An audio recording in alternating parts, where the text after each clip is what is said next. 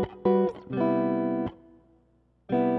tout le monde et bienvenue sur Home Kitchen. Aujourd'hui, je vous prépare une petite recette sucrée, ça faisait hyper longtemps, et aussi une recette super économique. Qui n'a jamais eu dans sa corbeille à fruits des vieilles bananes qu'on a peine à jeter parce que du coup on n'en a pas profité et on ne sait pas trop quoi en faire? Alors bien sûr, il y a les fameux pancakes à la banane et il y a plein de petites choses dans ce style pour utiliser des fruits qui sont très, voire un petit peu trop mûrs, mais le banana bread c'est vraiment un grand classique et ça nécessite vraiment que les bananes soient bien sucrées et aient la peau un petit peu noircie. C'est là qu'on va avoir les meilleurs cakes de bananes. Et pour moi qui ai séjourné quelques temps aux États-Unis, je peux vous dire que le banana bread, ça fait partie des classiques, tout comme les cinnamon rolls ou ce genre de choses. En fait, c'est un cake très moelleux, spongieux et humide avec de la banane, parfois des noix, parfois aussi des pépites de chocolat. Vous allez voir, c'est un cake très simple. Si vous avez un peu de farine, un peu d'huile, un peu de lait et un sachet de levure chimique, vous pouvez faire ce cake en 2 temps, 3 mouvements. Donc tout de suite, une très courte liste des ingrédients. Pour la liste des ingrédients, comme je vous ai dit, c'est hyper simple. On aura un petit peu de lait végétal. Donc moi j'ai choisi le lait de soja vanille parce que c'est un inconditionnel et la version bio marque repère, elle est vraiment pas chère. Ensuite, on va mettre un temps pour temps, un petit peu de sucre et un petit peu d'huile. Mais vous pouvez tout aussi bien utiliser votre beurre vegan préféré ou de l'huile de coco. Après, forcément, on aura des bananes. Donc, il faut que ce soit des bananes qui soient bien mûres. Prenez pas des bananes où on peut même voir du verre, etc. Il faut vraiment que ce soit des bananes où il y a la peau un peu noircie parce que c'est bien meilleur pour faire ce gâteau. Ensuite, on va avoir de la farine, donc sachez que moi je vais faire une proportion moitié-moitié avec de la farine complète et de la farine blanche. Vous pouvez aussi mettre un peu de farine de sarrasin ou mettre aussi un petit peu de poudre d'amande. C'est très sympa de mixer un petit peu ces genres de farine et ça s'accommode vraiment très bien dans ce cake à la banane. Ici, j'ai juste un petit sachet de levure chimique, un petit sachet de sucre vanillé. Le sucre vanillé, c'est facultatif, mais ça ajoute ce petit truc qu'on aime bien. Aussi, on aura besoin d'un petit peu de bicarbonate. Moi, j'aime bien utiliser les deux dans ce genre de gâteau. Pourquoi? Parce que la banane fait que c'est un gâteau qui est naturellement un petit peu dense et riche. Du coup, on va avoir besoin de l'action des deux pour que ça reste quand même aéré et moelleux pour pas que ce soit pâte à pouf. Donc je vous conseille d'utiliser le bicarbonate et la levure chimique, un petit peu des deux, voilà, pour que c'est vraiment une action où ça monte bien le gâteau. Ensuite, et ça c'est tout à fait optionnel, j'ai pris quelques noix de pécan en vrac pour faire une couverture en chocolat. Je me suis dit que ça serait assez sympa et très gourmand pour donner voilà un petit truc en plus à ce gâteau. Un joli glaçage au chocolat et aux noix de pécan, mais là encore c'est facultatif. Vous voyez que les ingrédients sont là, des bananes, de la farine, du lait, du sucre, de l'huile et de la levure, c'est tout. Donc on va y aller maintenant, c'est une recette hyper rapide, je pense qu'elle va tomber pique parce que jeudi après-midi ce sera l'after de la rentrée, tout le monde va prendre le goûter à la maison, donc on se prépare en avance pour cette journée. C'est parti! Donc pour la méthode, c'est toujours pareil. Dans un saladier, on va commencer par faire nos pesées et rassembler nos ingrédients humides. Et dans un autre saladier, on versera nos ingrédients secs. À la fin, on réunit les deux et on n'a plus qu'à passer au four. Donc pour l'instant, on va s'occuper de nos bananes qu'on va écraser grossièrement avec une fourchette. Il nous faut environ 400 g de bananes bien mûres. Donc vous pouvez y aller, c'est pas grave si elles sont molles, si elles sont ripées, etc. C'est exactement ce qu'on veut. Donc voilà, selon les bananes que vous avez, si elles sont grandes, si elles sont petites, retenez qu'il en faut à peu près 400 g. Une fois que vous avez réduit vos bananes en purée, mais en laissant des morceaux, c'est ça qui est agréable, c'est pas d'avoir une purée lisse, on va ajouter 75 ml d'huile.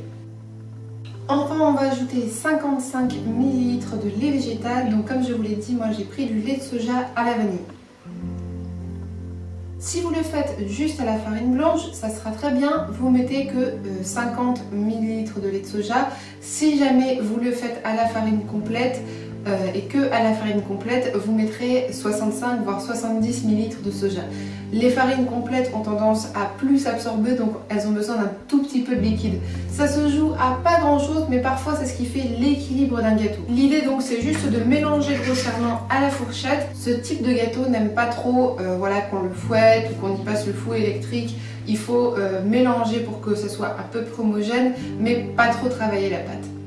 Pour la farine, donc je vais faire un moitié-moitié, donc je vais mettre 100 g de farine type 55 et 100 g de farine complète type 150. Donc là c'est vraiment de la vraie complète, mais comme je vous ai dit, vous pouvez faire un petit peu plus de ratio complète, vous pouvez faire que complet, vous pouvez faire avec le sarrasin. J'ai déjà essayé, c'est très bon, moi j'adore la farine de sarrasin. Donc voilà, vous faites à votre mode. Vous pouvez aussi finir les fonds de poudre d'amande ou de poudre de coco, ça marche très bien. Par au-dessus, mon mix de farine, donc là on a 215 g de farine toute confondue, je vais mettre 75 g de cassonade. Ici c'est de la cassonade pure canne. Vous pouvez aussi ajouter de la vergeoise, c'est très très bon. Je vous déconseille d'ajouter plus de sucre pour garder un bon équilibre dans le gâteau, parce que si vous avez fait comme moi et que vous avez pris des bananes qui étaient mûres à la peau noircie, c'est déjà un ajout de sucre naturel. La banane c'est pas du tout un fruit qui est acidulé ou quoi que ce soit, donc il faut essayer de pas trop rajouter de sucre. Pour le goût, je mets maintenant juste mon petit sachet de sucre vanillé. Là c'est de la vanille bourbon, mais n'importe quelle vanille fera l'affaire. Si vous préférez, vous pouvez aussi utiliser de l'extrait de vanille ou directement des gousses de vanille, même si je sais que c'est un petit peu plus cher. Maintenant il ne me reste plus que les levures. Donc si c'est des gros sachets de 12 g pour la levure chimique, ne mettez pas tout, vous pouvez en mettre la moitié parce qu'on va mettre du bicarbonate en même temps. Donc essayez de viser pour que ça fasse à peu près une cuillère à café. Pour le bicarbonate, on en met moins parce qu'il faut vraiment pas faire d'erreur dans le dosage.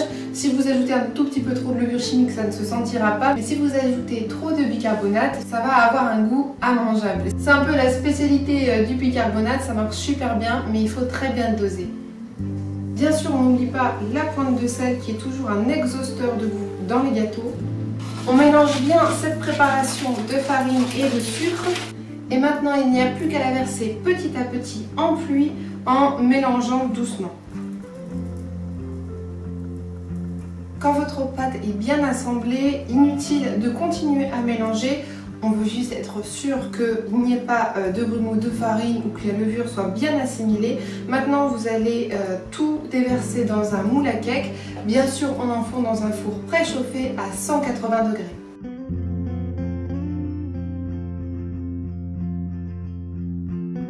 Pour la cuisson, donc faut pas être pressé. C'est un cake qui se cuit doucement, donc 50 minutes à 1 heure selon les fours.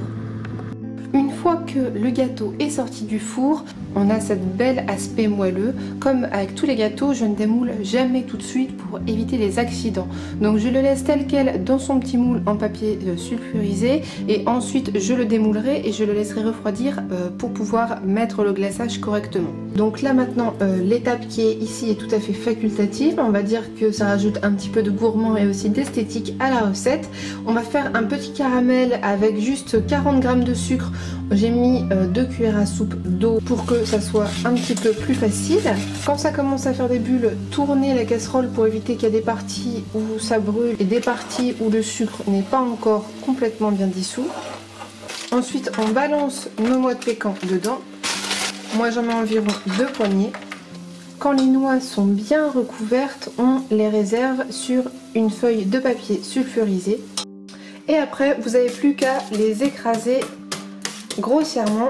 Ça ira sur le dessus du nappage au chocolat. Pour le glaçage, c'est très simple. Je prends un petit récipient pour le micro-ondes. Je brise tous les carrés d'une tablette de chocolat à dessert chocolat noir. Et je vais commencer par un premier 30 secondes au micro-ondes. L'idéal à chaque fois, c'est de s'arrêter entre chaque session. Donc normalement, vous n'avez pas besoin de plus de 3 sessions, 2 à 3 sessions. Et de remuer entre deux, parce que voilà, les micro-ondes, ils vont pas forcément chauffer uniformément. Donc on remue bien pour faire fondre plus vite et on remet à chaque fois. Au bout de la deuxième session, je vous conseille d'ajouter un petit peu de crème végétale liquide, une crème de soja par exemple, pour détendre le nappage au chocolat. Maintenant, il ne reste plus qu'à verser le glaçage au-dessus du gâteau qui a refroidi de façon la plus artistique possible, on va dire.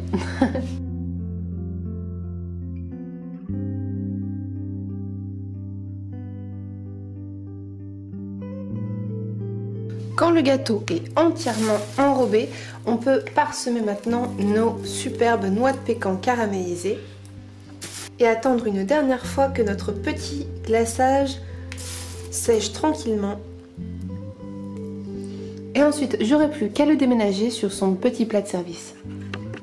Quand le gâteau n'est plus du tout chaud, donc il est un petit peu plus rigide et c'est plus facile à transporter sur le plat, le chocolat a lui aussi séché, donc là on est bon pour la dégustation. Ce qui est bien avec ce goûter, c'est qu'il s'agit vraiment d'une recette inratable, hyper facile et avec peu d'ingrédients.